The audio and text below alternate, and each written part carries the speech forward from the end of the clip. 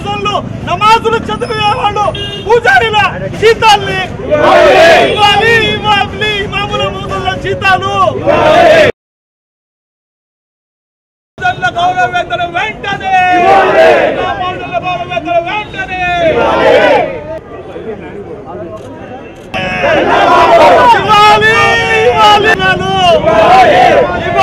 ఇవ్వాలి గౌరవ వేతనాలు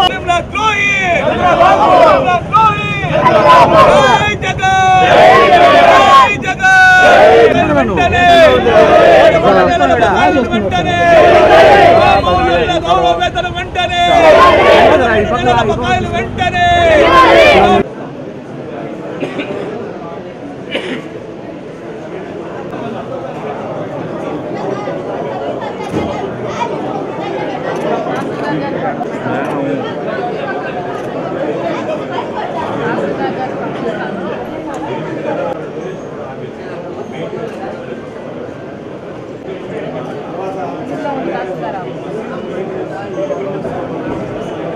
ప్రభుత్వం ఏర్పడినప్పటి నుంచి కూడా మైనారిటీ సోదరులకు సంబంధించి అనేక రకాలైనటువంటి కష్టాలు ఇబ్బందులు అది అన్ని రకాలుగా టెక్నికల్గా కానీ ఫైనాన్షియల్ ప్రాబ్లమ్స్ కానీ అదేవిధంగా వాళ్ళకి గవర్నమెంట్కి సంబంధించినటువంటి అనేకమైనటువంటి సమస్యలతో వాళ్ళు ఈరోజు బాధపడుతూ ఉన్నారు.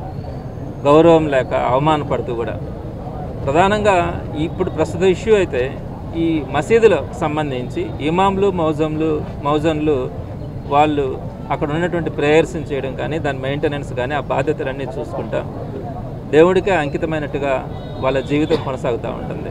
మరి దానికి సంబంధించి జగన్మోహన్ రెడ్డి గారు మౌజన్లకి 5,000 ఇమాములకి 10,000 రూపాయల గౌరవ వేతన కింద వారికి గౌరవంగా ఇచ్చే పరిస్థితి ఆ రోజు ఉండింది. అయితే దాన్ని పెంచిస్తానన్న చంద్రబాబు నాయుడు గారు 11 నెలలు అంటే 11 నెలల నుంచి ఒక్క రూపాయి కూడా వాళ్ళకి గౌరవ వేతనం చెల్లించకుండా వాళ్ళని అవమానిస్తూ ఉన్నారు. ఒక రకంగా చెప్పాలంటే అంటే ఎక్కువ ఇస్తానన్నది ఇవ్వకపోగా కనీసం ఇంతకుముందు ఏదైతే వస్తూ ఉండిందో దాన్ని కూడా ఇవ్వకుండా ఈరోజు వారందరినీ కూడా అవమానించే పరిస్థితి ఏర్పడుతూ ఉంది. డబ్బుల గురించి కాదు, వాళ్ళకు మీరు ఎక్కువ ఇస్తానని చెప్పి కనీసం వాళ్ళకి ఇస్తానన్నది ఇవ్వకపోగా ఈరోజు వారందరూ కూడా బాధపడుతూ ఉంటే దానికి సంబంధించి ఈరోజు మైనార్టీ సోదరులందరూ కూడా ముందుకు వచ్చి ఈరోజు కలెక్టర్ గారికి విజ్ఞాపన పత్రం ఇద్దామని చెప్పి ఇక్కడికి రావడం కూడా జరిగింది. కలెక్టర్ గారితో కూడా డిస్కస్ చేసిన తర్వాత తప్పకుండా ఫండ్స్ నుంచి వచ్చేటట్టుగా నేను ప్రభుత్వంతో కూడా ఈ లెటర్ని పంపిస్తానని కూడా చెప్పడం జరిగింది. ఈ సందర్భంగా మైనార్టీ సోదరులందరికీ కూడా ఒకటే చెప్తా ఉన్నాము, తప్పకుండా మైనార్టీ సోదరుల పక్షాన వైఎస్ఆర్సీపీ ఎప్పుడు కూడా నిలబడుతుంది. గతంలో జగన్మోహన్ రెడ్డి గారు ఎప్పుడు కూడా మైనార్టీ సోదరులకు సంబంధించి ఏ ఇష్యూని తీసుకెళ్ళినా కూడా వెంటనే ఆయన స్పందించి వారికి అనుకూలంగా ఇచ్చేటువంటి పరిస్థితి మనం ఆ రోజు చూసినాం. మరి ఈరోజు అవన్నీ కూడా లేవు. వైఎస్ఆర్సీపీ ప్రతిపక్షంలో కూడా వారి తరఫున పోరాడుతుంది.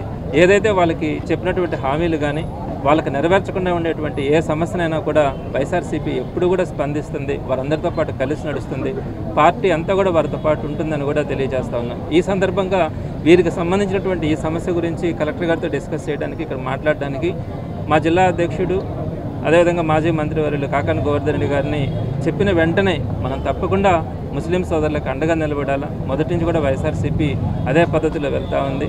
నేను వస్తానని చెప్పి ఈరోజు గట్టిగా కూడా ఇక్కడికి వచ్చి నిలబడి మాట్లాడడం కూడా జరిగింది. మరొకసారి అందరికీ కూడా తెలియజేస్తా ఉన్నాం, ఏ సమస్య ఉన్నా కూడా మైనార్టీ సోదరుల పక్షాన వైఎస్ఆర్సీపీ మీకు అండగా మీకు తోడుగా మీ ముందుండి పోరాడుతుందని కూడా వారికి సవినయంగా తెలియజేస్తాం.